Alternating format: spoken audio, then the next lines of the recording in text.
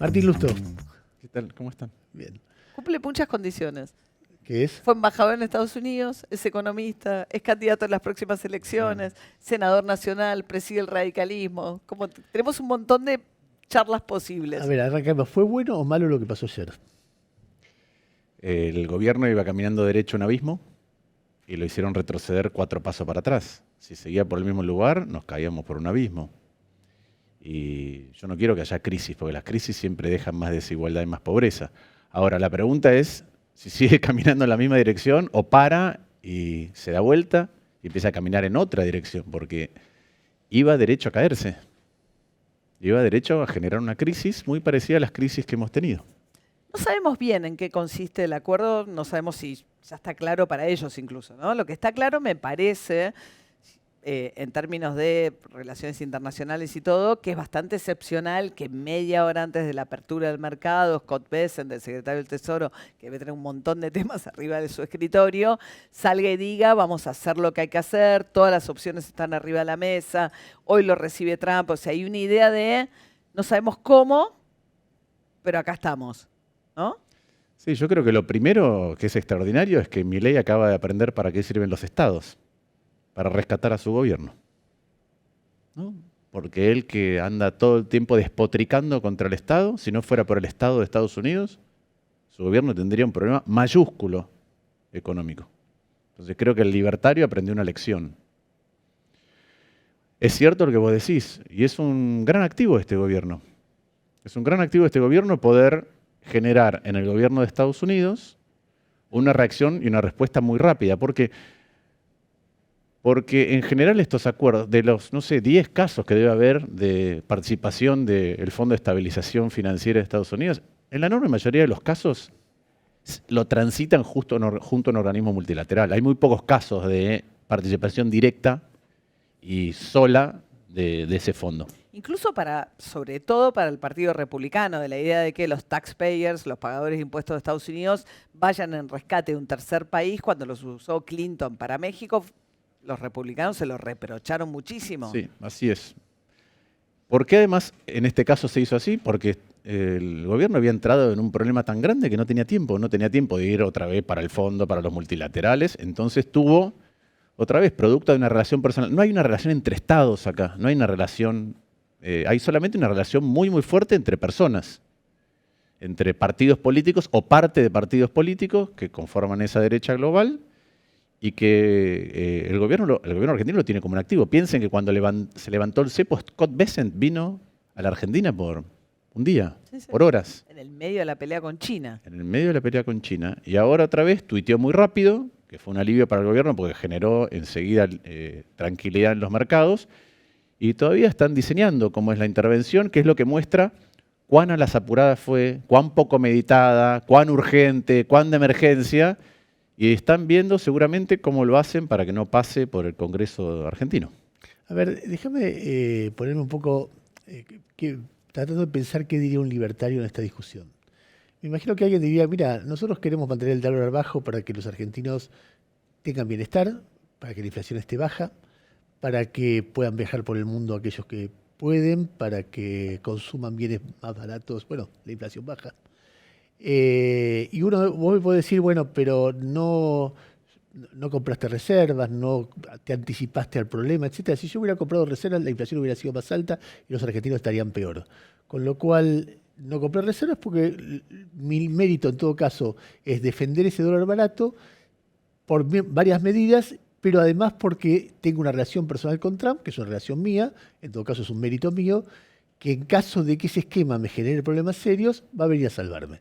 Y entonces sigo logrando puentes por vía del fondo, por vía del Trump, antes por vía del blanqueo, que fue mi mirada de estrategia en términos diplomáticos, y eso va a llegar al final a un momento en que empieza a entrar dólares genuinos por vía de la energía, porque tenemos a alguien que nos banca.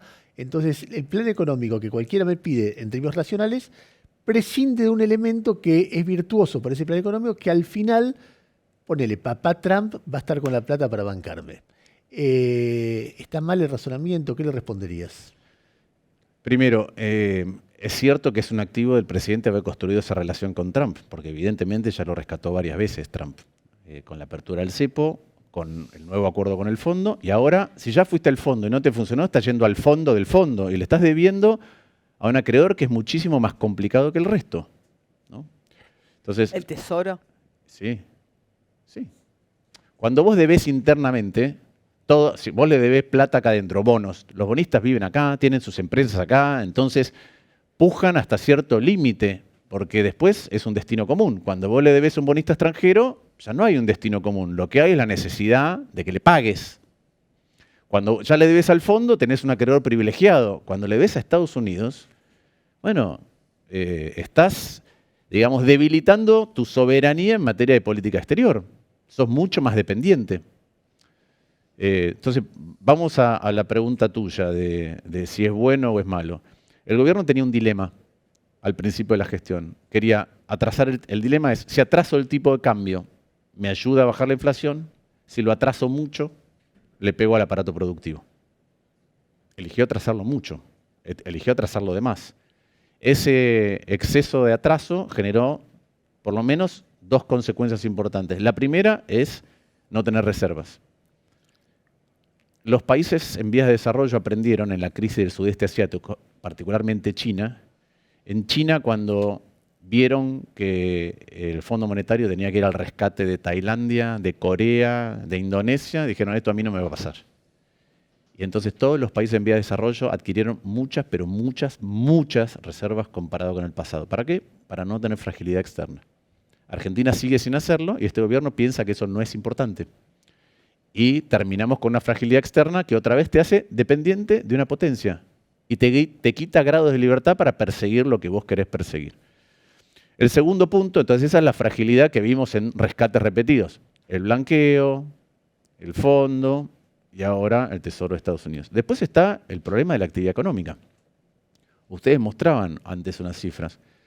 Yo revisando... Sí, son cifras estremecedoras, ¿no? Es una cosa que te impresiona. Pero la verdad es que es previsible. Mira, yo viniendo para acá estaba viendo lo que dije en este mismo programa hace 11 meses. Y dije que los motores de la economía no estaban encendidos. Hace 11 meses. Desde enero que Argentina no crece. Y este año, cuando miras enero-diciembre, probablemente termina en recesión, en una leve recesión. Entonces, esa misma dinámica de atrasar el tipo de cambio hace que algunos sectores no sean competitivos. Si a eso le sumás una apertura muy grande en algunos sectores productivos de consumo masivo, lo que tenés es caída, no solamente por merma de tu capacidad económica, de tu ingreso disponible, sino además al que produce eso, no solamente le están comprando menos, sino que el que compra por ahí compra más afuera. Y eso es lo que estamos viendo. Este es un rescate, para dejarlo claro, que no es un rescate a un programa económico, este es un rescate a los bonistas, ¿no? Los que empezaron a decir, che, Argentina tiene riesgo de no pagar porque no acumula reservas, son los bonistas, por eso que subió tanto el riesgo país. Y hay un rescate a los bonistas, no hay un rescate a la gente. No es que la gente va a estar mejor con el rescate. Lo que sí nos evitamos es la angustia recurrente en la Argentina de ver que el dólar no tiene techo, tiene un toldo, de que el riesgo país no tiene un techo, tiene un toldo, y que eso genera un sinfín de otros problemas. Pero el gobierno ahora tiene que, si es que piensa, si es que deja la soberbia de lado, si es que admite errores, tiene que corregir el rumbo.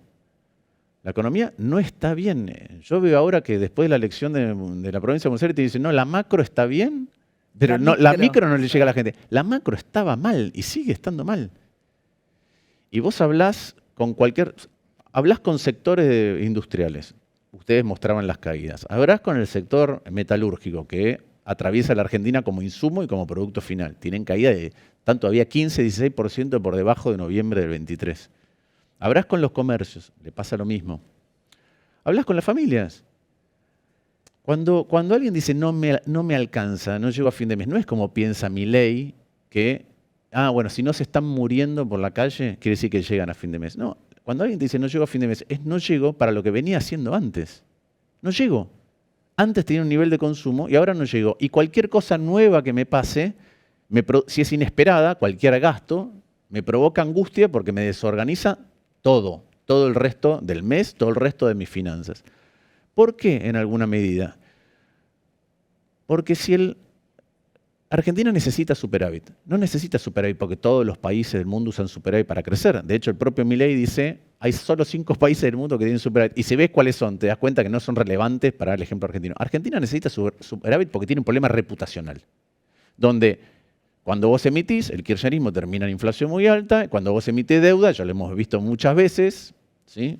Y este es un caso de otra índole, pero también parecido porque es deuda pública o deuda privada, lo que finalmente te hace insustentable. Terminas con otro tipo de crisis, con crisis de deuda. Entonces Argentina necesita superávit. Ahora, hay que ser consciente de que el superávit público es déficit de los privados. Si el sector público está acumulando más de lo que gasta, hay otro que está gastando más de lo que acumula, de lo que gana. ¿Y cómo lo hace? Desahorrando. ¿Y cómo más lo hace? Endeudándose. ¿Qué es lo que vos ves? ¿Y qué pasa si no hay crecimiento? Bueno, entonces las deudas son difíciles de pagar. Vos mirás, la morosidad en los créditos a las familias más que se duplicó desde el año pasado. La morosidad en tarjetas de crédito se multiplicó por 2,5 veces y está en niveles altísimos históricos. La morosidad en el crédito de entidades no bancarias, financiera por el costado del lado B, mercado libre, ese tipo de cosas, ¿saben cuánto es la morosidad en estos momentos en ese sector? 12,8%. La mierda. 1 de cada 8 personas que están endeudadas ahí no está pagando. Bueno, eso es lo que le está pasando a la economía real. Eso es lo que le está pasando a la economía real. La gente que antes, la clase media, que se proveía de, por ahí alcanzaba y decía, quiero mandar a mi hijo a un colegio privado, o algún seguro médico, o lo que fuera, no llega. Y mientras no llega, este gobierno le dice que la salud y la educación públicas no son importantes y no se va a dedicar a mejorarlas. Eso es lo que se ve. Entonces, el rescate, otra vez, te corre 4 pasos para atrás del abismo en el que el gobierno eligió caminar, no resuelve la dirección de hacia dónde está yendo la economía argentina. Y esto un poco queda lejos en los términos en los que estás hablando ahora, pero también la pregunta es, ¿qué da Argentina a cambio? ¿No? Porque en términos de si es mera afinidad ideológica, si es impedir que China entre a Argentina y por lo tanto profundizar la brecha con Brasil, impedir, no sé, como generar un bloque en América Latina y demás. Si es algo del litio, o sea, el New York Times hablaba del litio, sabemos que Trump está interesado en determinado tipo de minerales raros, lo hizo en el acuerdo con Zelensky, o sea, le importa Groenlandia. ¿Qué le importa tanto a Trump de la Argentina?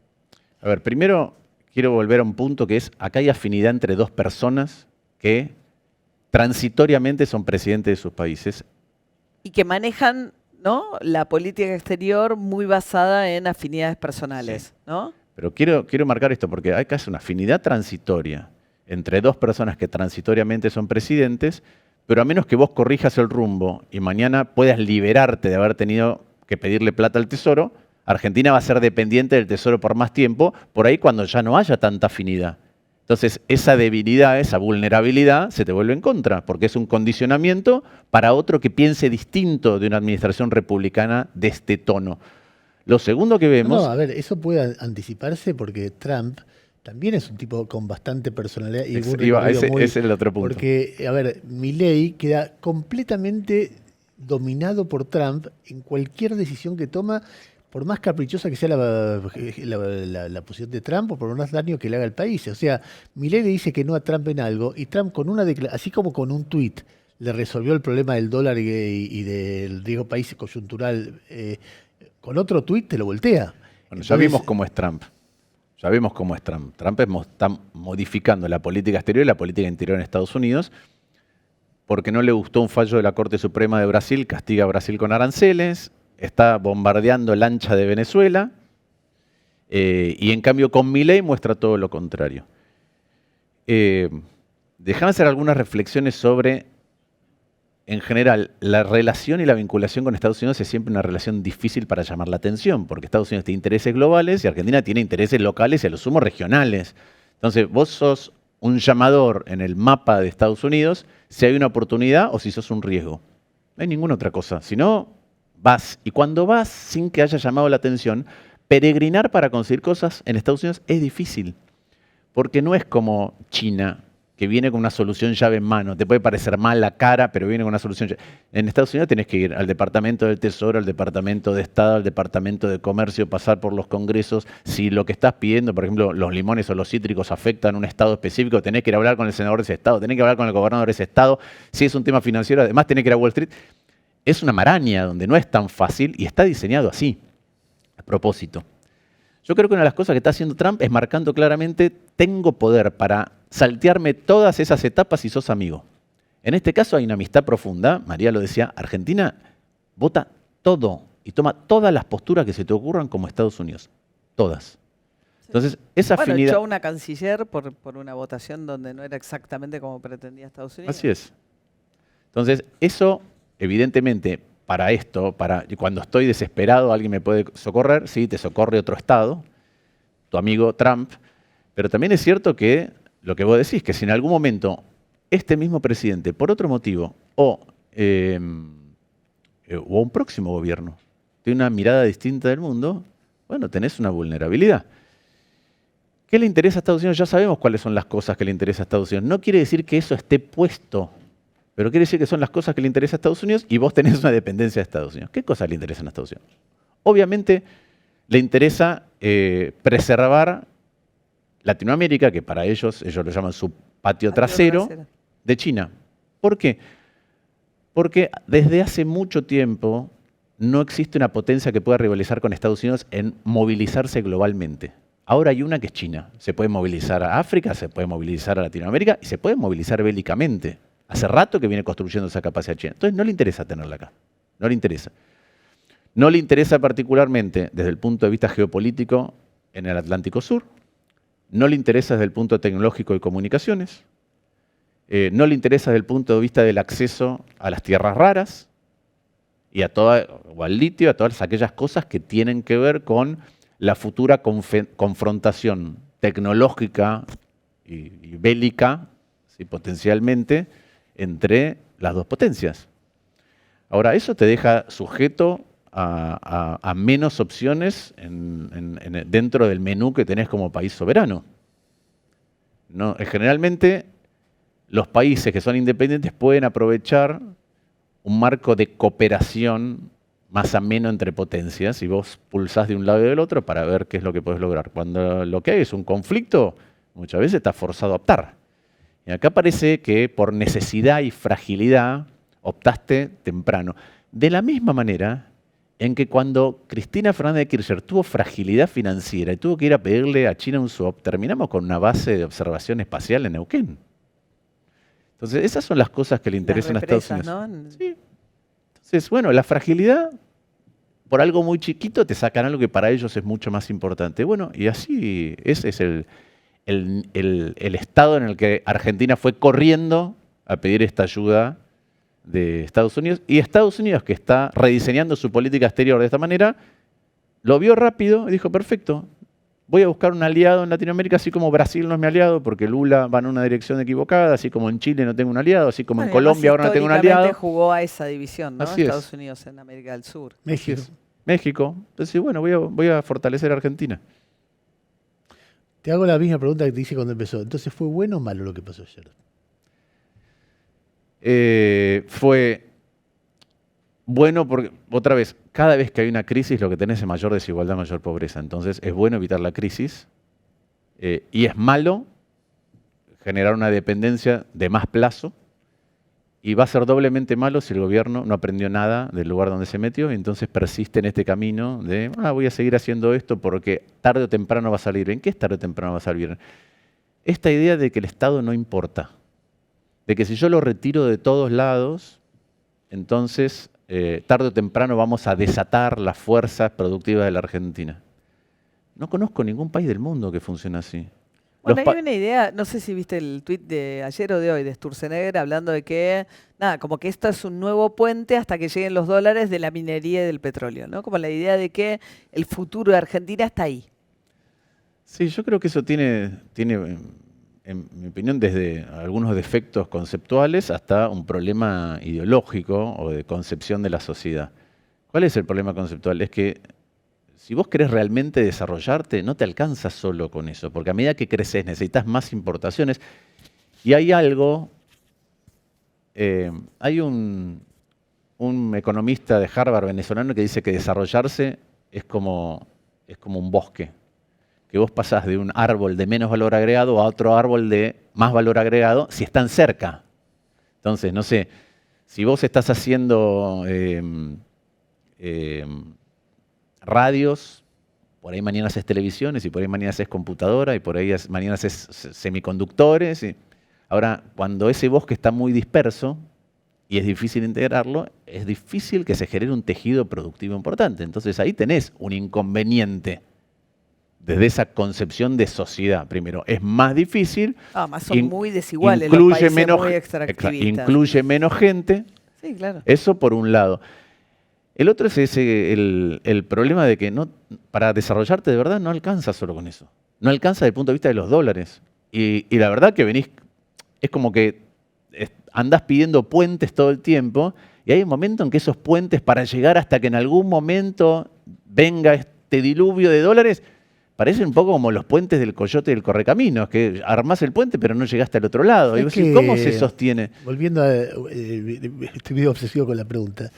Yo tengo la sensación de que ayer, me pregunto si ayer no había alguna opción antes de caer en manos de Trump y de generar este tipo de dependencia o de endeudarte nuevamente, en este caso además por razones electorales o de resignar.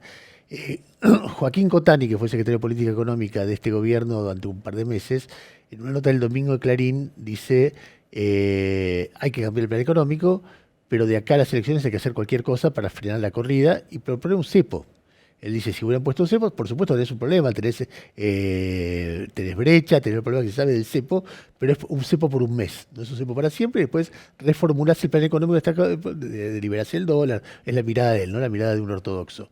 Tal vez esa opción hubiera sido más costosa electoralmente, no sé si esta no lo es o no tengo idea, pero claro, le da un argumento a una oposición, todo esto era para volver a poner el cepo, entonces para Milei era difícil de pensar, pero para el país hubiera sido mejor. Primero lo pensaría así, yo creo que cuando Cotán y todos te dicen cuáles son las alternativas, nadie se le ocurre que esta es una alternativa, porque no ha pasado. Entonces, yo creo que si le preguntás ahora a Cotani, che, ¿y si te daban esto? Te dicen, bueno, si me daban esto, perfecto. Pero además, igual tenés que corregirlo. Lo que pasa es que ahora lo podés corregir desde una posición de relativa fortaleza. No es lo mismo devaluar con dólares que devaluar sin dólares. Y podés esperar al 27 de octubre. Y podés esperar, ¿sí? Entonces, y el cepo, bueno, para Milei, el cepo, una devaluación, hubiera sido abjurar de todo lo que dijo. En mi opinión, que un libertario vaya a pedirle ayuda a un Estado para que lo rescate también es abjurar de todo. Pero si vos hubieras sido, en estas condiciones, vos hubieras sido el ministro de Economía, entre el cepo y el salvataje con las consecuencias que tiene para Argentina en endeudamiento, sometimiento, ¿hubieras preferido qué? Lo que pasa es que yo creo que esto te da una oportunidad si cambias el plan. Porque si vos cambiás el plan y empezás a acumular reservas, entonces te podés liberar de esto de Estados Unidos mucho más rápido. Por ejemplo, ¿cuándo sea la condición? No sabemos qué condiciones tiene. No sabemos. Bueno, pero es como otras cosas que han pasado, ¿no? No. A menos que sean ellos mismos imponiéndoselo. Sí. O sea, el fondo intentó, no pudo, aparece el tesoro, no lo sé. Porque no está el detalle. No está el detalle, pero lo que yo creo es que esto puede ser una oportunidad para modificar lo que estás haciendo, entender que sí, de verdad, es muy importante para un país en vía de desarrollo, más Argentina por su pasado y más en esta condición, aumentar rápido las reservas. En el caso de México, México devolvió a los 3 años, si no me equivoco, que no se lo esperaban. Entonces, digo, con intereses. Con intereses, que creo que fueron $500 millones, más barato que la rebaja de retenciones, ¿no? Y desapareció el PRI. ¿Eh? El PRI nunca más existió. Sí, que yo creo que esto, sinceramente, no lo sé y no me quiero anticipar. A la gente no le cambia nada. Claro, esa es la pregunta. ¿Cambia el humor electoral? Porque en todo caso vos decís, hay más de un objetivo, ¿no? Llegar sin sobresaltos al 25 de octubre, después veremos si 26 y después hay algún tipo de modificación que exigen o no. Y la otra pregunta es si de acá al 26 de octubre esto te cambia el humor de manera tal que mejora las chances electorales de Milei. Y en caso de que eso no ocurriese, ¿qué impacto tiene también en el 27 de octubre? Bueno, mira, recorriendo la ciudad, yo estuve hablando, estuve en Rodrigo Bueno, en el barrio Rodrigo Bueno, hablé con 6 comerciantes. Todos te dicen, vendo muchísimo menos. y 4 de los 6 tenían hijos estudiando en la UBA o en la UTN. Primera generación de gente que nunca estuvo, sus hijos están peleando para eso. No les gusta nada, ni cómo viven la actividad económica, ni cómo no venden, ni cómo todos tienen otro trabajo además del comercio, y además que hablen en contra de lo que ellos ven como el futuro de sus hijos. Yo creo que a esas personas que te rescate el fondo, perdón, en este caso el Tesoro, no cambian mucho. ¿Esas personas a quién votaron? ¿Preguntaste, no? No pregunto por el voto secreto. No, está bien, pero me interesaba porque por ahí... Es una buena pregunta. Eso por un lado. ¿Qué creo que le facilita al gobierno? No, hubiera sido mucho peor para el gobierno. Claro, yo digo, imagínate... Es decir, si estaba en caída libre... Bueno, toda sensación de zozobra, de crisis, empeora, no, pero no no es importa solo cómo, zozobra o crisis. Yo creo que el gobierno tenía... Primero, yo creo que los candidatos del gobierno, en las condiciones anteriores, en estas también, en las condiciones anteriores, les era muy difícil salir a poner la cara. ¿Por qué? Porque Milei dijo 3 cosas. Primero, sí, dije un montón de cosas. Pero en los momentos en que no insulta, dice 3 cosas. Dice, soy el mejor economista del mundo mundial y tengo el mejor ministro de Economía de la historia, y resulta que te está por pegar flor de palo ante las elecciones, y la gente ya vive mal la economía real, pero encima en lo financiero te lo ibas a poner. Entonces, la verdad que era hazme reír. Lo segundo que dijo es, al que roba le corto la mano, y ahí tenés todas las evidencias de corrupción, y cada día, a mí me hace acordar, pobre que no me vea y se enoje, pero viste que los chicos, cuando son chicos, no, mi hijo, viste, ¿cómo te das cuenta? Hay muchas cosas, pero cuando un chico te miente es porque te cambia todo el tiempo la versión. Bueno, la versión de la Andis la cambia todo el tiempo, entonces lo primero que pienso es está mintiendo. Y lo tercero que tiene es que era el domador de todo el sistema político y de golpe la gente dice, che, ya no va por ahí, no va que me insultes, no va que me maltrates, pero sobre todo, y de hace mucho tiempo, yo he hablado con gobernadores que estaban todavía jugando con él, pero te dicen, mi provincia está mal. ¿Viste? No está bien la gente. Entonces, resulta que no tenés tanto manejo político, resulta que en economía no sos tan bueno como creíste y nos dijiste, y tercero, tu gobierno es corrupto. Entonces, la verdad que hacer campaña en esas condiciones después de decir vengo a cambiar todo, de todo y soy el crack del mundo mundial, no es fácil. Yo creo que ahora él va y muestra el tuit de Trump y vienen y ojalá no se pongan soberbios de vuelta porque tienen todavía un problema muy grande que es el que ustedes mostraban, muy grande. Y pareciera que para ellos no es importante. En mi opinión, porque también es un presidente que está mucho más pendiente de lo que le pasa a él afuera que de lo que le pasa a la gente. Y tenés un ministro de Economía que no recorrió una sola provincia. Y si me aventuras un poco... ¿Nunca fue al Congreso? No viene al Congreso. Y si me empujas un poquito, te digo que no pasa... La Avenida Libertador la conoce, la Avenida Las Heras la conoce, la Avenida Santa Fe, ponele que sí, Córdoba, Rivadavia. No conoce lo que está pasando. Conoce lo que pasa en su entorno y es un entorno muy privilegiado del cual no sale. Y eso vale también para su viceministro y vale para su... Borges decía que el sur, para alguna gente el sur era lo que quedaba más allá de la avenida Rivadavia. Me parece que para Caputo es más allá de Figueroa Alcorta. Sí, yo te voy a decir una cosa que me pasó una vez en el CBC de Lugano. Yo les pregunté qué era lo mejor, había 100 chicos. ¿Qué es lo mejor que tiene la ciudad de Buenos Aires? Y me contestaron, el turismo. Entonces yo dije, a ver, pará, ¿qué quiere decir? Cuando empezabas a tirar, para ellos la ciudad es un lugar al que van de turistas, no se sienten parte de la ciudad. Bueno, eso es lo que ellos no ven. Eso es lo que ellos no ven. Hay una distancia entre ellos y cualquier sueldo que tengan que pagar. Hay una estructura que paga los sueldos, no importa si es del jardinero, de la empleada doméstica, no saben. Entonces eso para mí es un problema a la hora de tratar de entender. Y después hay una idea muy complicada de que la única receta es la mía. Y la verdad que es una receta que tiene algunos pequeñísimos cambios, pero es una receta que ya vimos muchas veces y no funciona. No funciona para la sociedad. Martín, muchas gracias. Gracias a ustedes.